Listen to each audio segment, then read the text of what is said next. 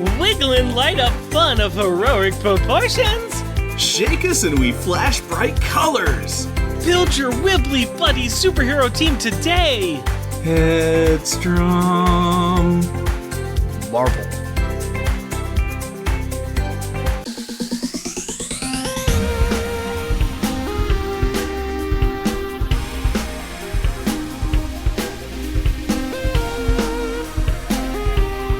Welcome, dear listener, to our podcast. Jeff and Rick present Unpacking the Power of Power Pack, where we journey through each issue of comics that include a member of the most underrated Marvel series from the 80s while drinking beer. Analyzing awesome and amazing adjacent adolescent adventures and absorbing alcohol. I am Jeff. And I am Rick. We're going on a random banter. We're going on a random banter. I've got my binoculars. I'm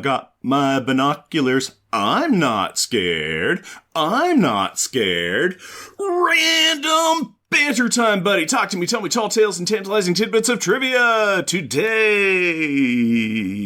Possibly something about going on a jungle adventure? Going on a dinosaur hunt. Going on a dinosaur hunt. Yep.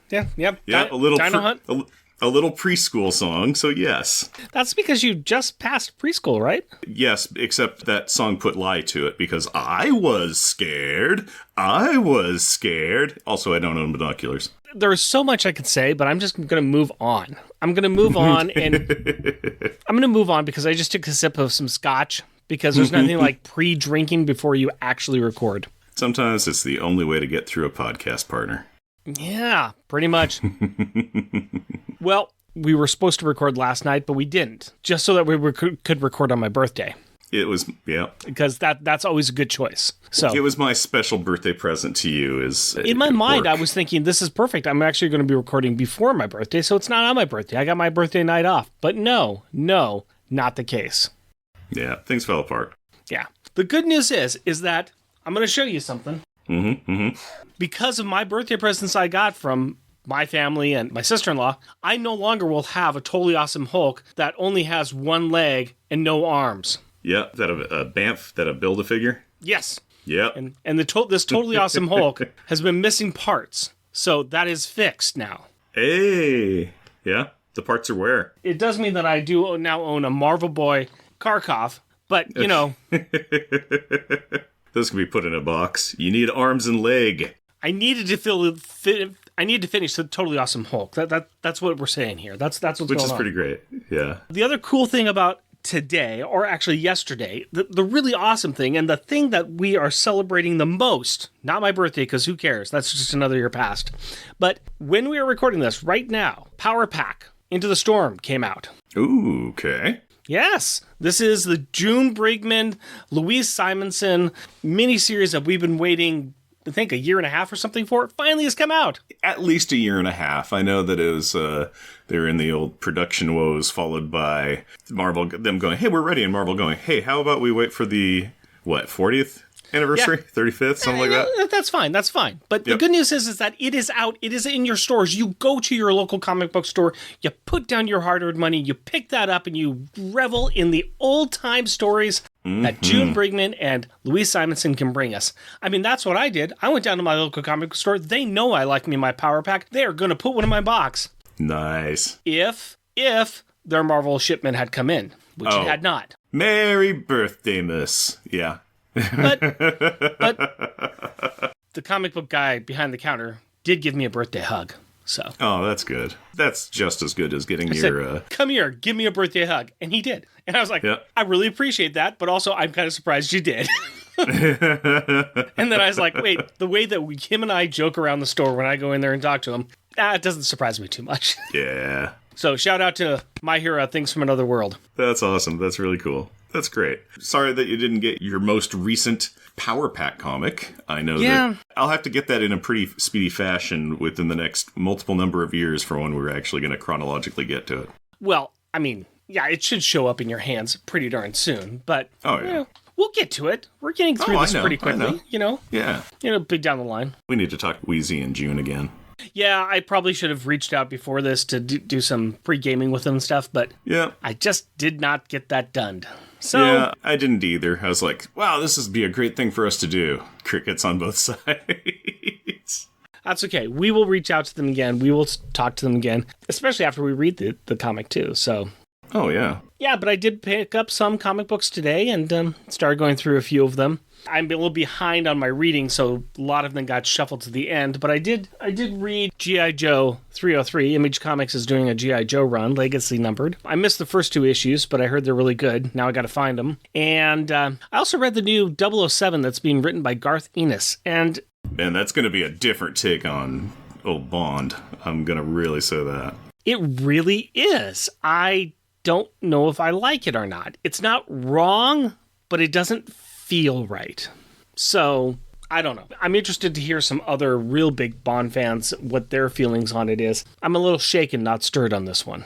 Checking up on the comic books and getting some of them read and waiting for other ones to come in. And generally just running around town, going to bars today. That's what I was doing. Birthday bars. Birthday bars. The birthday bar hop. Something like that. I think we might have talked about the McMiniman's passport experience before, but we won't go through it again.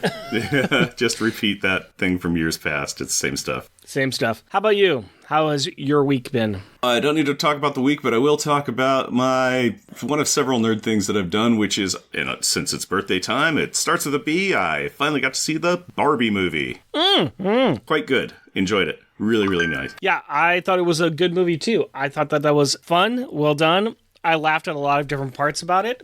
I did not think Will Ferrell needed to be in that movie. No, he didn't. I've heard people hypothesizing that he's playing Lord Business from the Lego movie. That's fine. Yeah, but he did not need to be in there. He was fine. Yes, he was in it. He did a fine job. No, he did not need to be in it. Nope. No, I don't think so. I thought that was the one kind of concrete shoe in the movie. Otherwise, I enjoyed it. I thought it was quite fun, quite interesting. I did see it the day after I watched Oppenheimer because I know I needed to do the Barbenheimer thing. Yeah, you got to do the Barbenheimer. Yeah. Me and Hillary both were, as soon as we saw that there was going to be a Barbie movie coming out, we were both like, yeah, we're interested. We're totally down for this. And then seeing trailers and stuff for it or like little sneaks, and I was like, yeah, we're down for this. We want this. This is the thing that we will enjoy. Yeah. And so we finally got to see it. So enjoyed it. It's great. Well, I'm glad that you finally watched that. I am glad that you finally experienced some of the phenomena that's been affecting most people, in the past year or so. So yeah. I'm proud of you. I am proud of you, sir. I'm timely in my year-plus offness. Speaking of timely, can you give us a 2-sentence replay from a comic book that came out about 12 years ago? Finesse and Stryker get tapped by Giant Man to go on a field trip with him to Death Valley to check out one of his old labs because an alarm was triggered. When they get there, they have to be told to non-lethally take out some guards, fight some robot old-school West Coast Avengers, and then take on the mastermind behind this lab invasion, the forgotten about by me, Alchema. Now that it turns out that this field trip was actually a secret test that Stryker passed and Finesse failed, 2-sentence replay is over, why don't you give me a beer and tell us what our Power Pack pick is? Okay, dude. Are you ready, dude? Let's party, dude. Let's party, dude. Why don't you reach in there and tell me what kind of nice beverage you find in that paper bag? I'm grabbing the right bag with the right beer, and it is Pacific Cooler. It's a DIPA. Aslan Urban Family. It is a silver can with a nice little, speaking of Barbie, it's got like a nice fake wave, fake mountains, fake sun in the background, and what really looks like an orca. It's definitely a fake dolphin because that really looks like an orca jumping through the very fake looking waves. So, I'll admit, I just checked the price. It is not the price of our last beer that we had. Pacific Cooler. Why would we be doing a Pacific Cooler? Because they're on the Pacific Coast, and the Runaways are cooler than the Avengers Academy kids? Yeah, definitely cooler. They are being held down by the man. You know what I'm saying? That's right. Only cool people make terrible choices constantly and consistently. Hey, I found a couple of different beers that were talking about the Pacific Ocean, and I was like, we got a couple of... We're on the Pacific Coast. We're in California. Pacific Cooler. It felt like this kind of fit a bit. It's more of a... totally works. It's more of an atmosphere than a theme to the book, but that's perfectly fine. Yep. No, I agree. I'm all for it. I'm here with what you're selling. So, Fine choice. Pacific Cooler by Aslan and Urban Family Brewing. In the days of summer haze comes a nostalgic throwback of label for us daydreaming of playing in the sprinklers, orange slices at a soccer game, and blow-up floaties at the pool. Our homies at Urban Family are on the same page as us when it comes to the colorful and fun spirit. They nail it. Pacific Cooler has notes of melon on the nose, fruit punch, not from concentrate, and guava on the palate with a juicy medium body. 8.2% ABV, 35 IBU, fruit punch plus melon plus bold. Okay, so is this a double IPA? Is that why it's a DIPA? Okay. It smells like a Citra IPA, is what it really smells like. You say the melon and stuff, and I'm like, yeah, I guess I can kind of. It's smelling like a fruited IPA. Yeah. And it has a...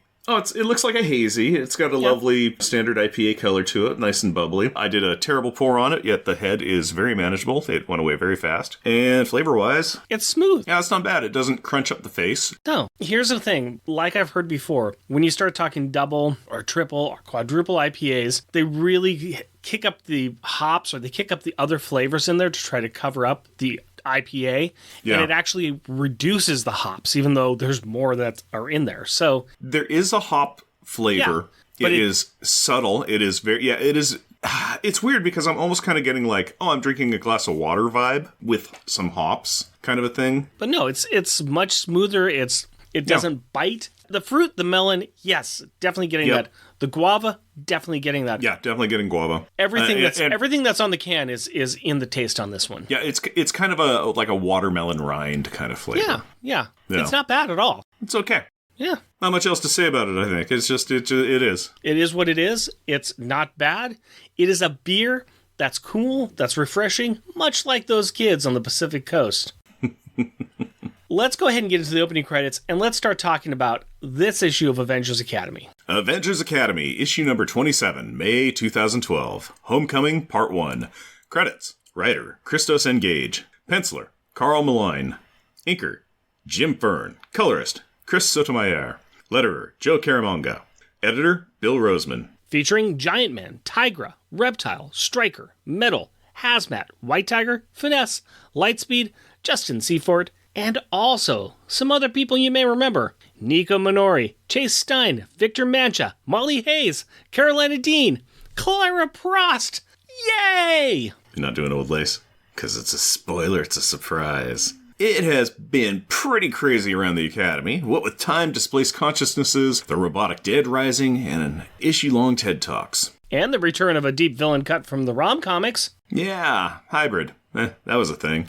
Anyway, some of the really important character developments have been left simmering on the back burner. Well, now is the time to check in with how people are doing and to make sure that back burner is not burning the pan. Nobody wants that. But let's start by checking on the reason why we are even here. Because we present as egotistical white guys who want to tell everyone their opinions on comic books in what we find to be a humorous way, but who are actually just trying to justify their existence in a cold, cold world? No, I was going to say Julie from Power Pack. But now I'm even more depressed than I was before. Well, don't be, birthday boy. We're going to talk about Julie and what is worrying her. She's chatting with Humberto, who is now totally himself, and she's worried about Brandon. She has confided to Humberto that Brandon is gay, admitting that she probably should not have, but she really does not know that guy that well. And she does not know if she should ask him to go to the Pride March with her. This is the fundamental difference between what Julie knows and the reality of Brandon. She believes that people need time to adjust to their new normal, to come to acceptance about who and what they are, and that the process is quiet, internalized, and filled with self-reflection. Berto is trying to explain that private and slow are not words a striker ever chose to learn, and to demonstrate that, the pair walk into a press conference Brandon has called to announce that he is gay. Followed up by a call to his mom to get the PR train a-rolling. Choo-choo! Julie is confused and confronts Eagle Boy on why he would want to publicize something so private, even before he goes on a date. Why court men who want to date him just for the publicity? Brandon wonders why he wouldn't want to do that. As Julie walks off totally exasperated, Reptile welcomes her to the team. Hope she survives the experience. As the press conference wraps up, we see another group that we have talked about in the past. The Runaways. Huzzah! Yeah, they are sneaking around the perimeter trying to figure out how to break into the compound. They need something inside, and it's important. Really? It just sounds like Molly only needs to use the restroom. But I guess she could find a tree if she had to. Speaking of which, We should mention the one new character in their group, Clara Prast. She's a mutant who the Runaways discovered when they were in the past. Originally from the 1900s, she was a child bride the other characters rescued from an abusive husband. She can speak to and control plants. 1, her experiences are horrific. And 2, those are some cool powers. Correctamundo on both counts. But we should focus on the kids saying, "Sneak, sneak," as they walk around the heavily fortified and secured premises. They may think that they can get in, but they did not expect a Sentinel to be part of the student body. Nobody expects a Sentinel, especially when it is key to detect Ultron-based technology like Victor Mancha. Now the fight's on, as the team recognizes the threat as something that kills people like Molly. Justin Sentinel starts to sing the thong song. I'm sorry, I meant to say the alarm song, which brings Tigra and Metal to the scene. Metal, who does have a caring heart, sees Molly and attempts to remove the small child from the battle, which causes Molly to scream and punch the Crimson Skid student through a wall. "You made me pee in my pants!" More bad choices are made as Justin points out that Victor is a robot with Ultron parts to Stryker. As we know from last episode, Brandon likes to electrocute robots, but Victor is something different, and he just eats the electrical strike like a salad. Like a salad? What does that even mean, Rick? He dresses it with additional flavors and consumes it with an eye to his health and balance of fiber. Oh, okay. With the supercharge, Victor starts to control the Sentinel, but Giant Man and Julie put a stop to everything. That's right, Julie knows the Runaways, having had an interaction with them not long ago. Hank wants to know what all the hubbub about Ultron tech is. This is one of those awkward moments when Dr. Pym finds out about an unknown grandson as he is the creation of Ultron. Don't you just hate it when your evil offspring does not tell you that they had other offspring, evil or otherwise? After some more awkward introductions are made, the crux of the situation starts to take shape. First, Hank and Greer are horrified that these kids are on their own, something the Runaways will not discuss since it is not the issue. The issue is that they are missing a dinosaur. Okay, wait, hold on. Say what now? Old Lace, the genetically engineered dino that Gert had, was gifted to Chase. The psychic link they have is still active, and even though the team thought the dino died in an explosion, Chase can feel she is alive. Alive, I tell you. Nico had sent Old Lace's body to another dimension, and because of the limits on her magic, she cannot put that rabbit back into the hat. But she knows that there is another way to that dimension, and it is through the amulet that Reptile has. Wow. Sure. Infinite worlds and possibilities and stuff. Plus, Victor knew Hank had done research on how to dimensional travel. Doing detailed research on Dr. Pym is kind of a hobby for Victor. Since he was programmed to do it to find a way to terminate the good doctor after his inevitable heel turn, sorry. As awkward as that exchange is, nothing beats this next idea. Hank has some work to do figuring out if this is possible, and in the meantime, the two groups of youngsters should hang out and socialize and get to know one another and find their common grounds. Not gonna happen. They all are in one room, but there is a definite line in that sand. The Runaways are really antsy. This is just not their jam, man. And they feel like this is just one giant big trap. The only one who really wants to see it through is Chase. But then, the Avengers pull a nasty trick. They play the baby card. And not just any baby card, but one with a kitten modifier. Tigra walks in to show Molly and Clara her son, who is like less than a year old and who is a tiny baby cat child. As cute as that is, we need to address this amazing reaction from Clara as Tigra walks in.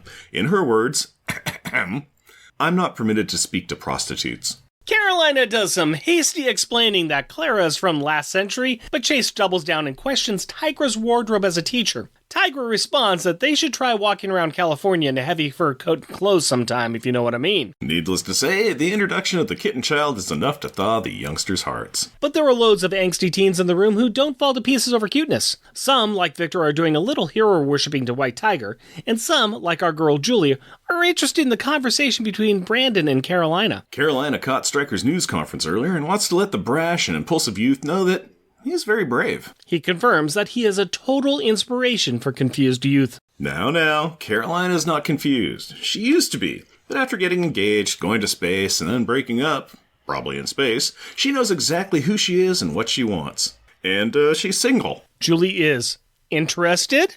Single, you say? And, of course, this interchange is being observed by Metal and Chase, who are responding just how you think young men would respond to a situation just like that. Hazmat walks by them, stepping over their tongues, and joins Nico to be disappointed and disapproving. Then their insults start, which we'll just leave for our rubber and glue section, if you know what I mean.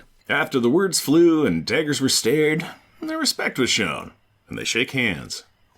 Game respects game. So, what are the adults talking about? Can they, as responsible superheroes who have steamer trunks full of bad choices, allow these barely out of teenage years kids to protect two young girls like Molly and Clara? But, and they know this, these runaways have been targeted for safe housing, and they have lived up to their team name multiple times and constantly did the runaway. So, forcing them to stay is not a good plan. They need to woo them, show them that this is a safe place with many amenable amenities. Like the fact that they have Hot Pockets. And if that plan doesn't work, they'll just kidnap the two youngest kids against their will. What can go wrong? Sounds like a plan. A really bad and really stupid plan that will obviously fail. But let's see when, not if, this apple falls from the tree. Well, after Reptile turns into a dino to show off, which then freaks out Clara, who feels responsible for Old Lace's loss, Chase gets into Hank's face and tells him to put up or shut up. Okay, it's magical science time. Let's get Reptile's shirt off and zap him with some electricity. I'm sorry, what exactly is happening here? Because, remember, family-friendly show.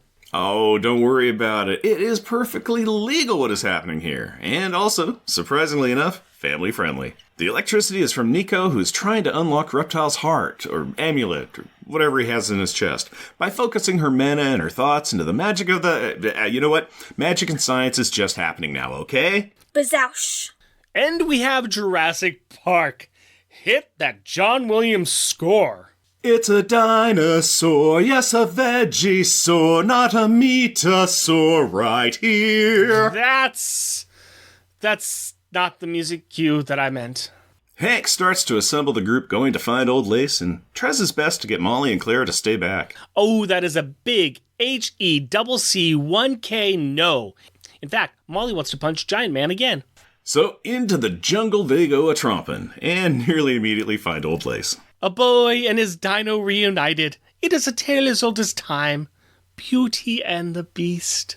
Old Lace is healed, and she's made some new friends. Like Devil Dinosaur and Moon Boy. And they also... Wait, what? Who? While everyone is decently distracted by the duo of dinos, Nico does some mystic mono-mumbo magic and finds out that the adults are hoodwinking them and planning on stealing their wee ones. Hold on, America. Let's just go back. Did you say Devil Dinosaur and Moon Boy? Okay, it is time to fight some Avengers. And it's time to talk about the cover credits. And we're not going to talk about Devil Dinosaur and Moon Boy. This is not an issue of the Fallen Angels. That's a callback machine right there. It's like all the way back there. Anyway. That's okay. It's so callback, I don't know what you're talking about. You never read The Fallen Angels? Does it have Moon Boy in it? Yes, it does. It's got Devil Dinosaur, it's got Moon Boy, it's got Boom Boom, it's got Sunspot, it's got Warlock, it's got the Vanisher. Question. Who are those names? You know, Sunspot and Warlock. You remember that one issue of Power Pack where Sunspot and Warlock were coming back? They were coming back from the Fallen Angels miniseries. We can tie it into this show. Oh. And Power Pack is... So, this cover credits here is pretty darn cool. It was done by David LaFuente and Christina Strain. And this cover is just anime-esque. It is frantic. It is high action, high everything. It's a lot. Yeah, it's pretty ridiculous. And I like it. It's not traditional. It's definitely right out of manga. It's very messy, and yeah, it does have kind of anime overtones going for it. Yeah. It's also nice because it is the pairing of people. Yeah. On the top, on the left is Julie Power with her rainbow streak, and on the right is Carolina with her alien rainbow aura powers. And then in the center, on the left is Stryker with his lightning powers, and on the right is Victor Mancha with his electrical-based robot hybrid powers. And at the bottom is Metal with his tough guy stuff getting punched by tough guy Princess Power. It's very cool, very action-packed, and it's fun. I like it. It says War with the Runaways Part 1 of 2. Yeah. It's an incredibly busy cover because you got that on the side. You've got the top, got a banner saying it's coming 1 month until A versus X. Which, for those that remember A versus X, that was a mini-series fight that was stupid, that didn't need to exist at all, and only angered me. The best thing that came out of that was the death of Professor X. That was a pretty cool moment. But other than that, yeah. So, yeah, this cover is It's cool. It's different art style than what we've got on the inside, but I think it's fun. It definitely is something that makes you stop, grab the cover, and look at it. It really definitely belongs more on a manga than on this run of Avengers Academy. So I like this. I just don't know if it fits. That's my only problem with this. I really like the cover. I just don't know if it fits with all the other covers we've seen. No, it does not. It does not at all. This is like guest artists came in and knocked something out of the park, and they were like, we can't not use this. Yeah. It's too good. It's too good not to use, but this is not us. That's okay. Yeah, it really should not be the A cover. Yeah. It should be a variant or a B cover or something like that. But it is fantastic. It is great. Yes, it is still probably would be better than the A cover that they come up with. Oh, I'm sure. Yeah. So let's get into the book itself here. We've got the Return of the Runaways, which is great. We had some time with this team before. We've been able to talk about them before. The only new character that we have is Carla. And the only new character we have is Clara, who was found... One of the adventures they went on, they went back to the 1900s for a reason. And while they were there, they ran into Clara, who was child bride, 13 years old. She had this mutant power. She didn't know what to do. She had an abusive husband. And they're like, well, you know what? You're coming with us. So they take her out of the 1900s as a kid. Somebody who's already scared. She's got these powers. Yeah. She is fish out of water. And she is thrown into L.A. in the 2000s. Are you kidding me? Yeah, and being guided by the most stable group of teenagers ever. Yeah, this is just... Yeah. It's like... The oldest one is Chase, and I think he's 18. Yeah, and he's probably the youngest mentally. So the joke that I always had was, I want to teach my daughter how to be wrong in society by teaching her things incorrectly. And it's like, these guys are doing this now. They get the opportunity. Yeah. We can just break this girl. Yeah, we can raise her so wrong. It's the feral leading the feral. It's just going to be. The interaction that they've got with Tigra, I think, is it's wrong, and yet it's kind of fascinating. Yeah. She is just stunned by everything she's seeing, and then here's this cat lady coming in a bikini. I wouldn't be sure how, coming from where she came from and seeing that, I don't know how I would respond to. This is not in my wheelhouse. This does not fit in any kind of structure I have. So what is she? She's a prostitute. Okay.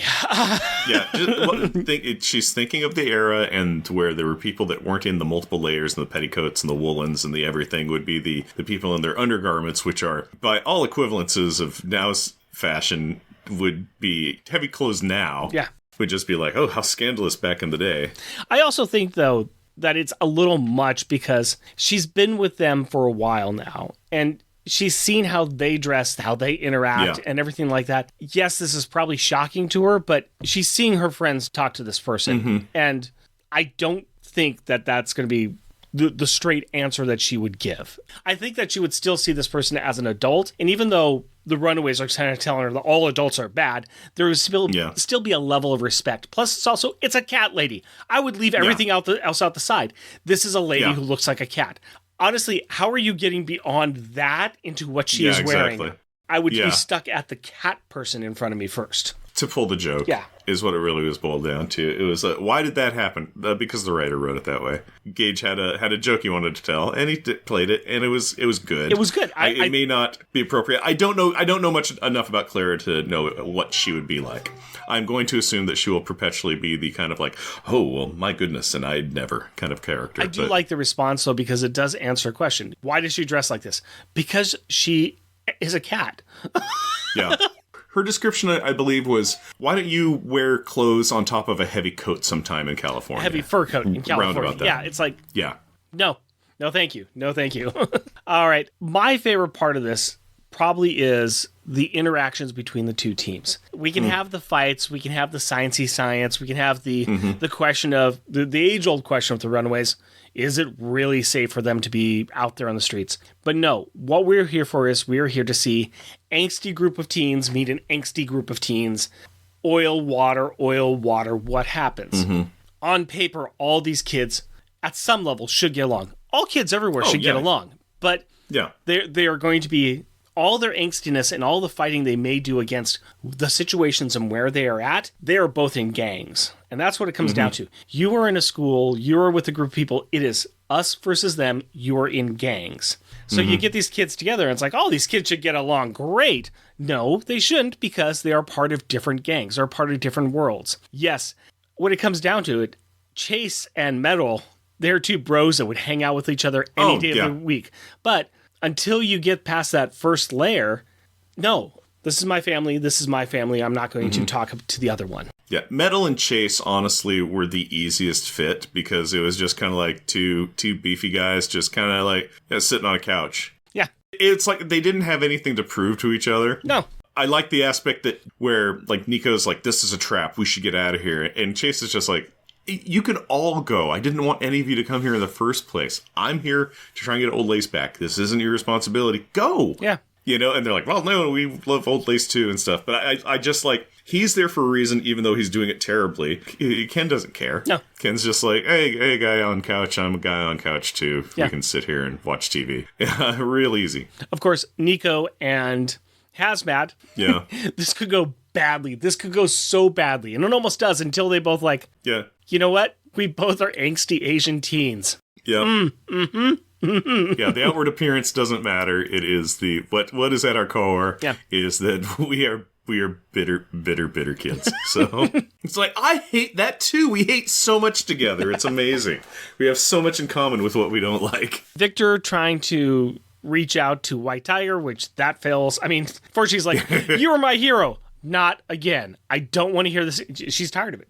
She's absolutely tired of it too. No, it was less, you're my hero. It was more like, do you have any relation to the previous White Tiger? And he's like, that was my brother. And it's just like, yeah, that's what she's tired of. She's no. Yeah, she's tired of the comparison. But yeah, when she got introduced in this, she was just like, Hispanic empowerment. You need to be doing stuff for your community. You need to be putting your name out there to show that Latinos can be heroes and not stereotypical and blah, blah, blah, and all these things. And she was that way. And now she's getting what she would have wanted a couple of issues ago. Somebody who's just like, White Tiger inspired me. I want to be part of the Latino community. I had his poster on the wall and everything. And she doesn't like that. But what I really like is Berto, Reptile, in the background. He's like, okay, great. That's great for you. Fine. I'm Mexican and I had Captain America posters on my wall. Who cares? You know? I love the fact that Humberto doesn't want to be part. Yeah, I'm a proud Hispanic. I'm a proud member of the community, and I'm a proud hero. But I don't have to define myself as a proud Hispanic hero. He's just like, I can be multiple things, and they don't have to affect each other. Right. But the one thing that we really, really like, and we just have been waiting for, is Julie and Carolina. That's the thing on that. I know that they get into and out of a relationship, but the sheer meat and potatoes of that, I know nothing about. Now you're seeing it. Yeah, now I'm seeing the formation of it. Yep. Tale as old as time. Yeah, we saw this at the beginning in The Loners when we had the crossover with The Runaways, and just, there was a meet cute that happened there. And now, well, you were seeing somebody. Well, I'm single now. Oh, you're single. And you're not confused.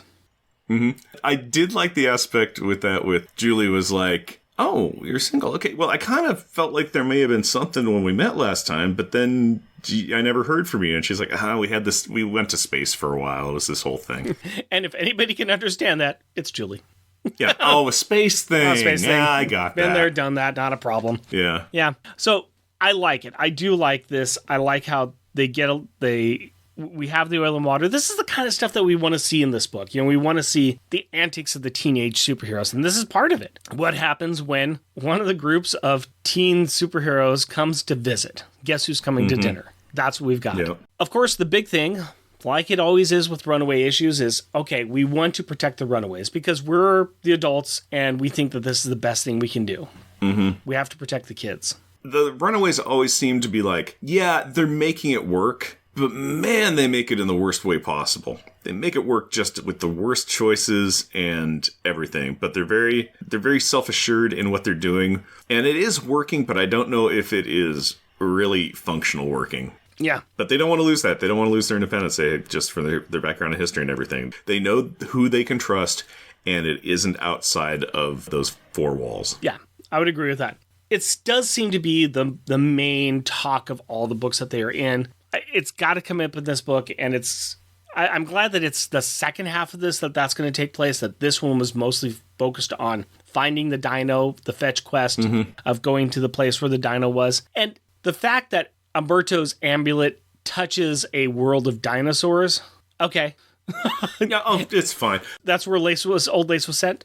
Okay, great. They don't know if it's a dimension, a planet, a timeline. They don't know anything. And here's my problem with this is a me limitation. I don't know much about Devil Dinosaur and Moon Boy. I don't know if they're from the Savage Land or the past or alien planet or anything. So I'm kind of like, Moon Boy and Devil Dinosaur there. That doesn't help narrow anything down. Those two exist at whatever dinosaur planet, world, dimension needs to exist for the storyline. Okay. They come with the plot. Yes. They're plot convenient. And you know what? That's all okay, man. Because it lets us not have to worry about learning another dinosaur and another caveman. Which is pretty great. And the day that those two can actually learn how to record their memoirs, brother.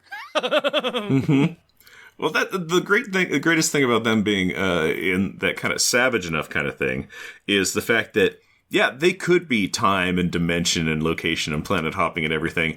And I don't think it's going to phase them too much because it's still just dino jungle. Yeah. Wherever they are. Whatever they're doing, they're just like, yeah, we just survive. We just exist here and survive. We do pretty good. Yeah. You know what else survives and does pretty good? What? The art in this book. Let's talk about the Gallery of Greatness. What pieces of art in this book need to be pinned to our new jungle walls? Yeah, we'll just staple it right to a tree. I'm sure that's okay. We'll throw a Kazar knife at it. Let's talk about some of the things we've got here. My backup joke one, it's on page 13, and I call it Baby Time. It's where Tigra comes in the room, and she's got the baby, and the two young girls are like, oh! And it is so... It's so cheap. It's so cheap. Yeah. Oh, it is, yeah. It's so cheap, but I love it. I love it. So, Baby Time. Baby Time. I like Baby Time. Mine is a 4/5 splash page on page 21 of Marvel Unlimited, and I call it Danger Hug.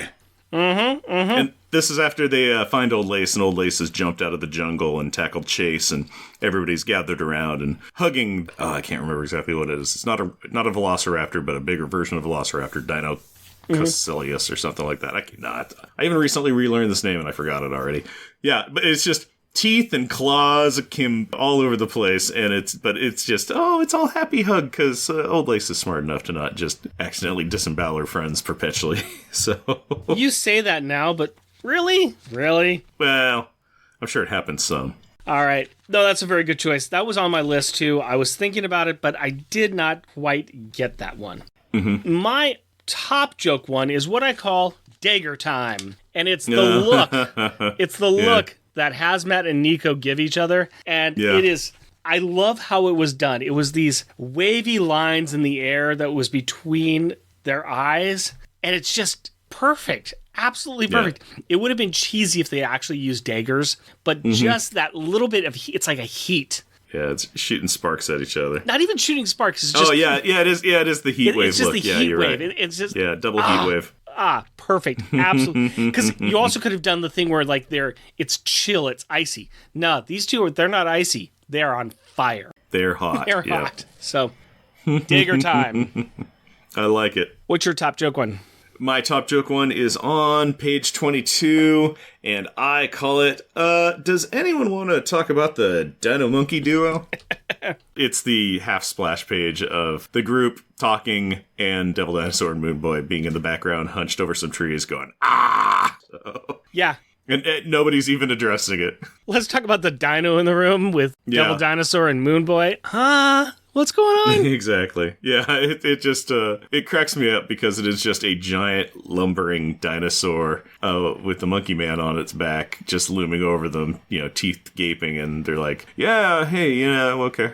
We gotta pay attention. Oh, look. Here's one thing I can tell you is that they could redo that scene later on. Just go down to La Brea and find the dinosaur in the tar pits. Too soon? Oh, Too soon? Too soon. Okay. Too soon. too soon. Let's talk about some good art here. I'm going to go, my backup one I'm calling Giant Time. That's my top. That's your top? I call it Hang On There, Little Fella. Yeah, it's where Giant Man's come in here and he's holding on to the hand of the Sentinel, and you got Julie fly in the background and everybody else is down below, and it is a pretty darn good picture. Oh, it's great. It's fantastic. Like I said, it's my top. Yeah. Yeah. Yeah. My Giant Time. Giant Time, good one. Hang on there, little fella. Because this is after the Sentinel has been taken over by Victor Moncha and is going to attack, his former friends. And Hank just grabs it by the hand. It's like, no, we don't touch. Yeah, my backup is on page 6. And hey, is that the same Sentinel? Just 2 pages prior to that? And yep, it is. And I call it Ultron-Based Technology Detected. That's a sweet title that just rolls off the tongue. Oh, it totally is. Well, it's what Sentinel says. Because he's scanning the group and he says, Ultron-based technology detected. So yeah, it's just cool. With the giant light coming down out of his chest. Yep. Big old chest spotlight highlighting the kids that have broken into the place to steal help instead of just going, excuse me, could you please help us? These are Marvel superheroes. They don't ask. They kick in walls.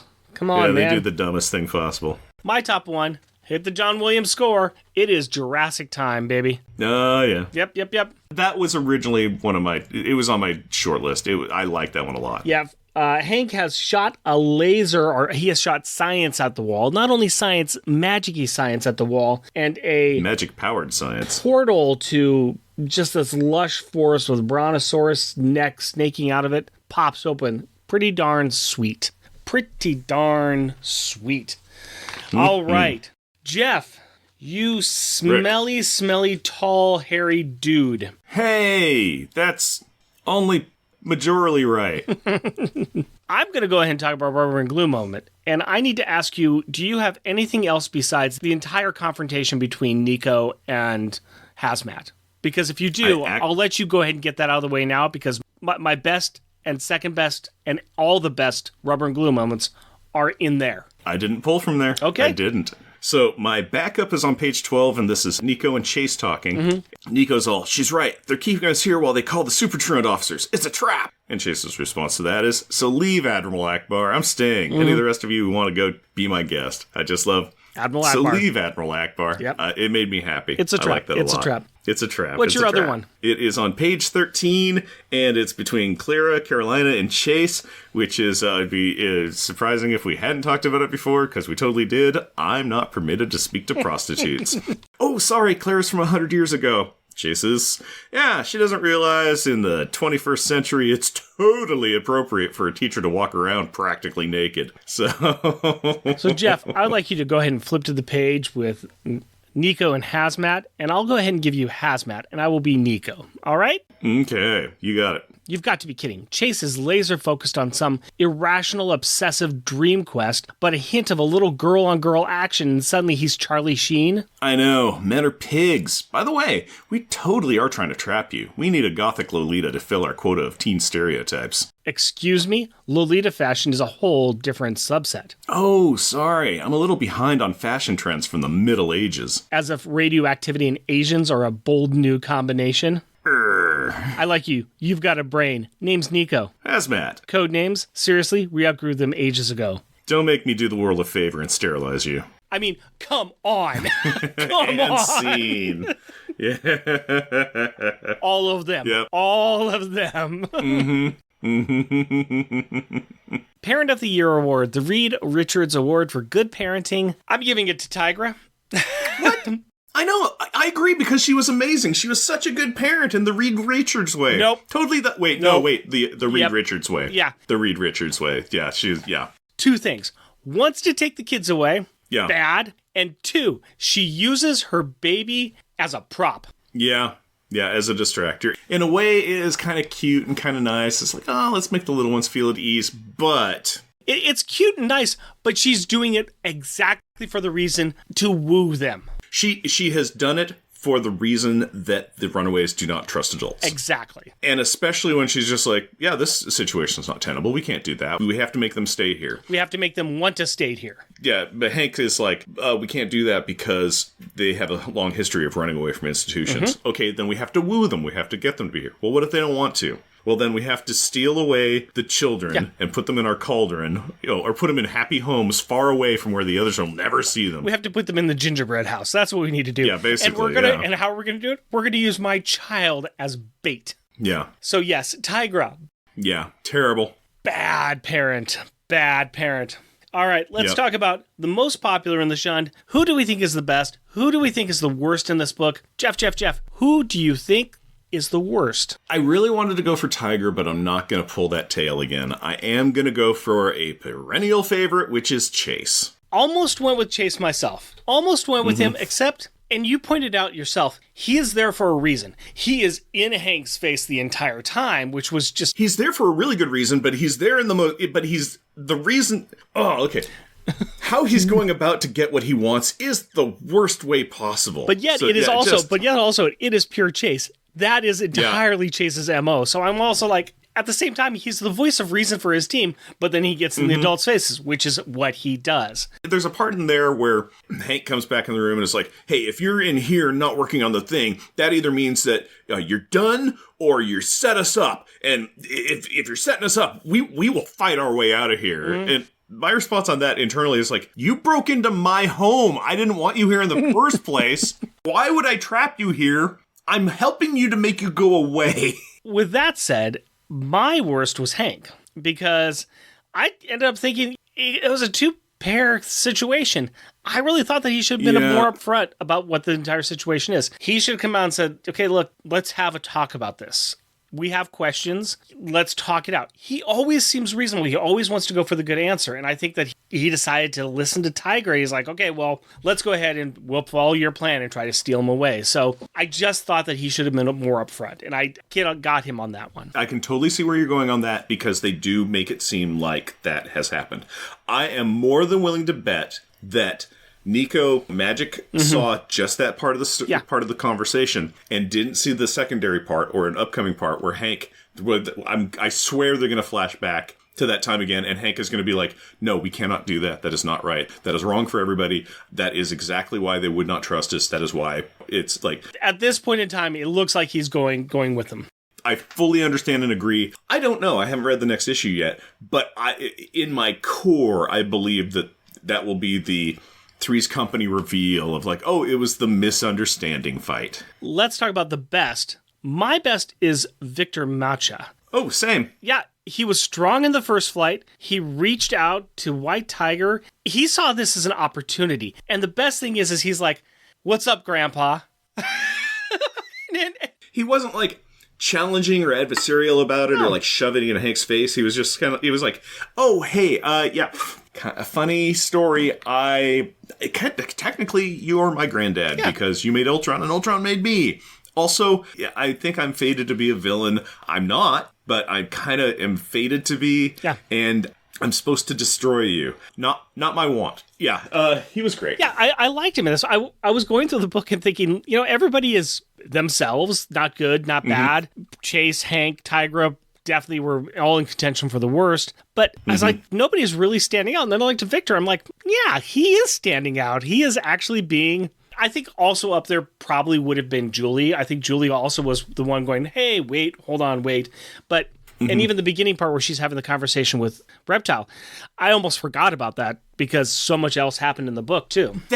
I've read this issue several times, and that first 2-3 page chunk is definitely the outlier of the story. It really is. It's like its own thing, but and then it still informs it later on when the conversation with Carolina. So, yes, it's all good. All right, nice that we both agreed on Chase. Let's go ahead and talk about Victor. Oh, we both agreed on Victor. I apologize. Let's go ahead and get into the top grades. We want to evaluate each issue against the rest of the series. So, looking at our list, we of course start with number 1, The Funeral and Memorial of Johnny Storm in Fantastic Four number 588. Spot number 10, Still Read Carpools with Galactus and Sue Watches, Name or Commit Regicide.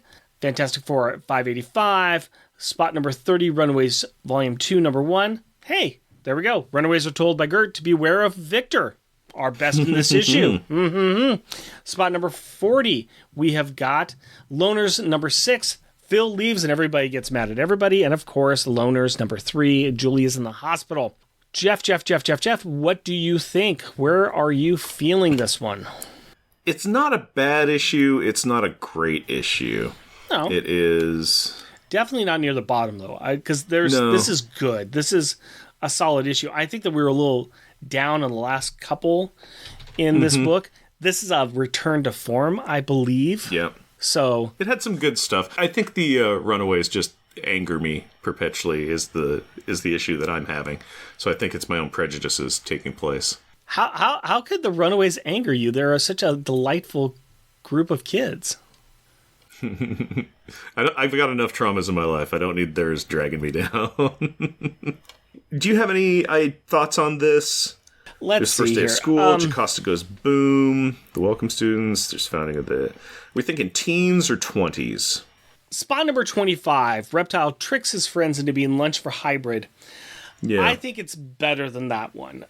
I could agree to that. Actually, I'm looking at Loners. Yeah, we have spot number 23. The Loners number 1. I think that's kind of in the same area here. We have really focused on kids being kids and interactions between the kids. So I think that do we like it better than that Loners issue or not? Because I think that it's going to go either above or below it. I'm trying to remember the issue. Maddie gets Chris to come out, talk about the drug hunters. Chris is Darkhawk, right? Yeah. Oh, man, it's been a minute.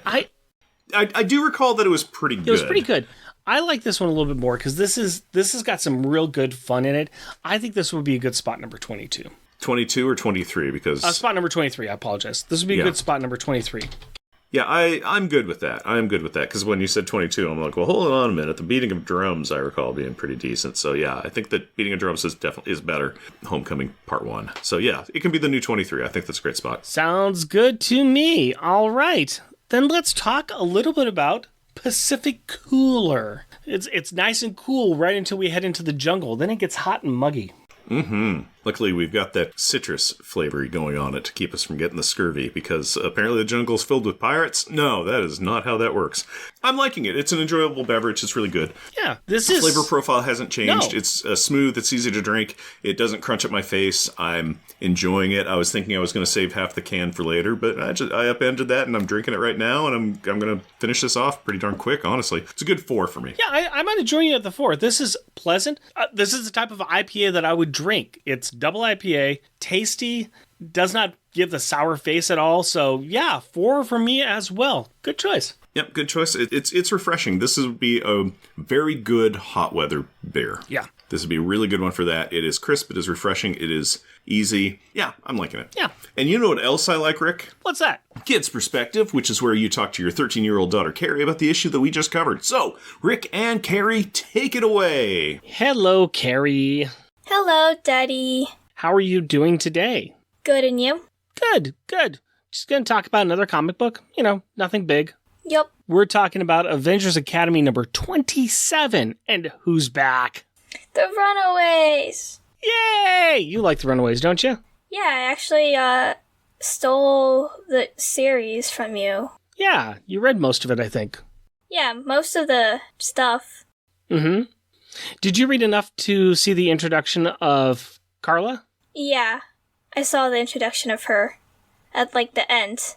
So you at least knew who she was then? Mm-hmm.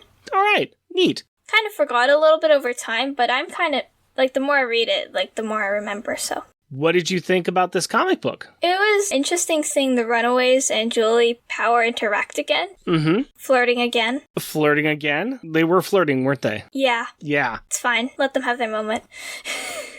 Do you think there might be something there? Maybe. We shall see. What did you think about the introduction of the two groups? What did they do? They started fighting, right? As most groups do in the beginning. Start fighting. And why were they there? They're trying to find a way to get Old Lace back, the dinosaur. Mm-hmm. And they used some magic and which character? Umberto. Yeah, and they went to some dino planet, right? Yeah, and they found Old Lace, which was good. What seems to be the big problem that's between the Avengers Academy and the Runaways. Almost all groups the Runaways find try to get them into some sort of like school or program or invite them into their group, and they don't want to. Mm-hmm. And that just always happens, and with this group it happens too. But this time, they're trying to get the younger ones and separate them from the older ones. They're trying to protect the younger ones, right? Yeah, but these guys have been together for a while, so... Well, they've known each other for a while, so feel better together, probably, yeah. Yeah. What are you thinking about the story? Is it a fun story? Is it interesting? It's interesting. I like it. Who's your favorite teenager in all these groups, besides Julie Power? It's not really a favorite teenager. I just always liked Molly. That's perfectly fine. Molly's a cool character to like. It's because she's a child. It's funny. She knows who she is, and she's got a very strong opinion. Yeah. It's kind of funny with those characters. It could be you. You could be like that, right? Am I? I know I'm a girl. Accept it. No, it's not that. It's just having a strong opinion. Having a very strong... Oh. No, that's not me. That's not you. No. But right now you are wearing some headgear like Molly. You know, you got the cat ear headphones on, so... Yeah. Yeah. Is there anything else you want to talk about this issue? Not really. All right. Thank you very much for your time then, Carrie. You're welcome. I love you. Love you too. Carrie, that's what you would do for a Klondike bar? I know that's what Chase would do to save a dinosaur, which is not like a Klondike at all. In fact, I don't think you even talked about a Klondike bar. I think I just want an ice cream treat. Shout out time. We'd like to recognize those listeners that take the time to write in or leave us a review. This is for episode 150, Avengers Academy number 25, Class Reunion. And we would like to thank Colin Stapleton and Jerry McMullen and their podcast, The Worst Comic Podcast Ever, which just made it to its 500th episode. Can you imagine? I can. That's a milestone, but I can imagine that. Next up is Doug Jones, Hoover Jeremiah, Jeff Polier, Matt Luce, Michael Niertz, Tim Price, The Podcrasher, and their podcast, Outcasters, who says, I will admit I really couldn't put my finger on why the future story wasn't clicking, and here you guys put it perfectly. Well done. Oh, that's so nice. I don't remember what we said that made it all concise and smarts. But that's okay. The people that do remember what we say include some of our lovely Patreon supporters, and they give us a little bit of money to help us remember things too. And that includes adorably astonishing and amazing Andrew Burns, cheerfully cheeky and charming Char Logan, challenging cheesy and chuckling Charles Gears, destructive and devastatingly delightful Damian Witter, dynamically dangerous and devious Doug Jones, intelligent, interesting, and innovative Isaac Perry, jesting, joking, and jovial Jeff Bollier, just jealous and jeweled Jeremy Daw, muscly, mighty, and meticulous Matthew Birdsey, mythical and magnificent monologuing Matthew Laserwitz, steely, salty, and steamy Sailor Bear Zodar, sad and sickeningly silly Shag Matthews, tyrannically terrifying and tame Tim Price, way wordy and wobbly Waffles, weird and wonderfully wacky Wind. Next, we're going to cover Avengers Academy issue number 29, Homecoming Part 2. Some point in time I will get back to doing some of my monthly Monday movie muckabout, but it's not anytime soon, because birthday boy, you know? I totally get it. And you know what you could get Rick for his birthday? Something for yourself, and you could get some merchandise, which is available on Redbubble. Go to redbubble.com and search for Unpacking the Power of Power Pack. Jeff and Rick Present is a bi-weekly self-produced podcast recorded in front of a live studio audience in Portland, Oregon, with some scotch and some beer. If you would like to interact with us through the magic of the internet, you can do so through Blue Sky at Jeff and Rick Present, our Facebook page at Jeff and Rick Present, our email address, jeffandrickpresent, all one word, at gmail.com, or at our website, jeffandrickpresent.wordpress.com. Also, our YouTube channels at Jeff and Rick Present. And if you would like to help support our show, we are on Patreon. You can find us at patreon.com, Jeff and Rick Present, all one word. We are also a proud supporter of the Hero Initiative, and we'll be donating 10% of our Patreon donations to this great cause. We encourage everyone to give what they can to this worthwhile organization that helps the creators who provide us with such great content. Go to heroinitiative.org to find out more. Please rate and review us wherever you can. Tell your friends about us, or share your love for us on social media. And as always, we want to thank the powerful people in our packs. My wife Cindy and our daughter Carrie. My fiancée Hillary and our daughter Aurora. We love you. Until next time. Costumes off. Our theme music is 80s Action by Kevin MacLeod. Also featured in this episode is Total Happy Up and Sunny by Sasha Ende. All music is found at incompetech.com and is licensed under Creative Commons by Attribution 4.0 license. Oh, that is a big HECC1K no. Let's try again.